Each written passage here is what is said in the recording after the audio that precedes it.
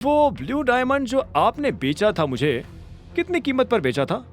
चिराग ने आंखें सिकोड़ कर पूछा। Blue diamond?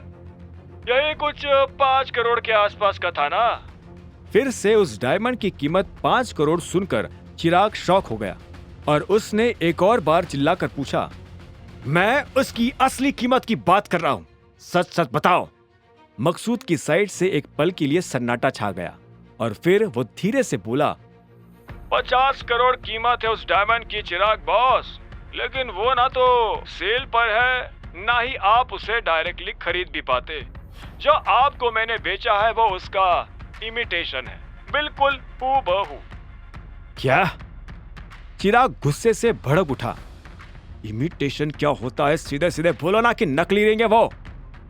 मकसूद ने एक गहरी सांस लेते हुए कहा, चिराग बॉस, तुमको इतने सारे डायमंड्स की वैरायटी दिखाई थी मैंने, पर तुम्हें ही लत लगी थी कुछ बहुत ही यूनिक और कीमती खरीदने की।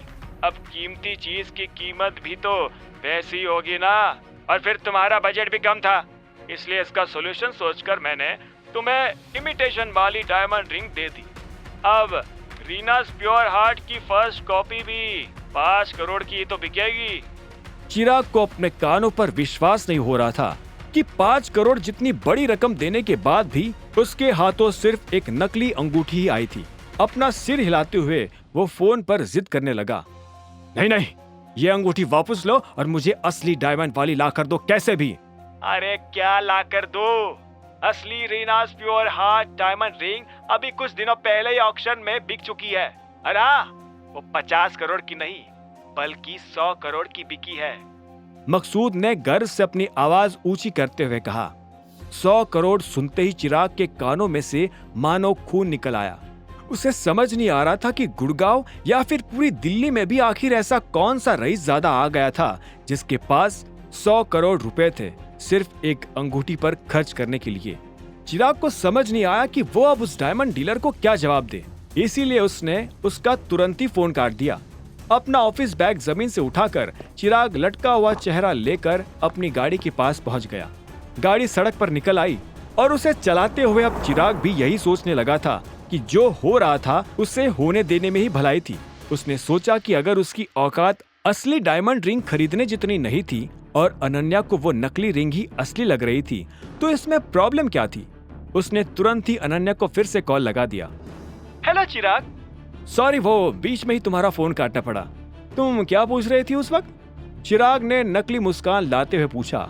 फोन की दूसरी साइड अनन्या ने अपना गला साफ किया और धीरे से कहा, हम उस डायमंड रिंग के बारे में बात कर रहे थे जो तुमने मुझे गिफ्ट करी है। अरे हाँ। चिराग हल्का सा हंस पड़ा।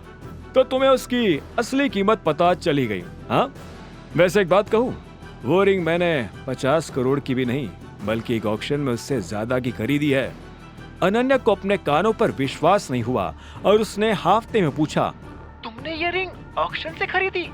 हाँ, सिर्फ तुम्हारे लिए। इनफैक्ट अगर तुम अभी हाँ कर दो उस गरीब को डाइवोर्स देकर मेरे पास आने के लिए, तो ऐसे ही गिफ्ट्स की लाइन लगा दूं मैं। चिराग ने अपने पैसों पर घमंड करने की एक्टिंग करते हुए कहा। दूसरी ओर अनन्या उसकी एक्टिंग को सच माने जा रही थी।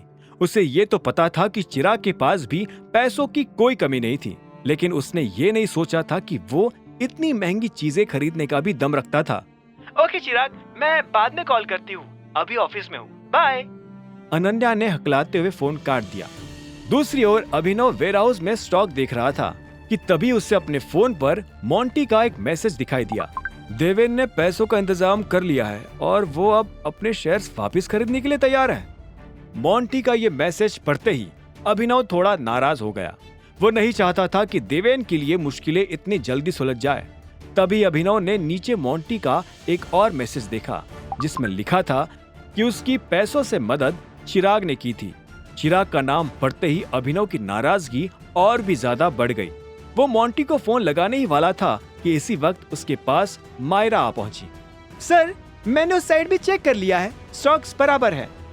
अभिनव ने उसकी ओर सिर हिलाकर कहा, ठीक है, तुम फिलहाल यही रुको, मुझे ऑफिस से कुछ फाइल्स लेकर आनी है। I will get back to you, okay? पर सर, फाइल्स तो टीना भी उठा कर ला। मायरा अपना सुझाव दे पाती उससे पहले ही अभिनव वहां से चला गया। अपने कैबिन में घुसते ही उसने सीधा मोंटी को फोन घुमाया, जो उसने दूसरे सेकंड उठा भी लिया। Yes tiger. आगे की कहानी जानने के लिए देखें अगला एपिसोड सिर्फ पॉकेट एफएम के यूट्यूब चैनल पर, और द रिटर्न ऑफ टाइगर के सारे एपिसोड्स को सुनने के लिए डिस्क्रिप्शन में दी लिंक से डाउनलोड करें पॉकेट एफएम ऐप।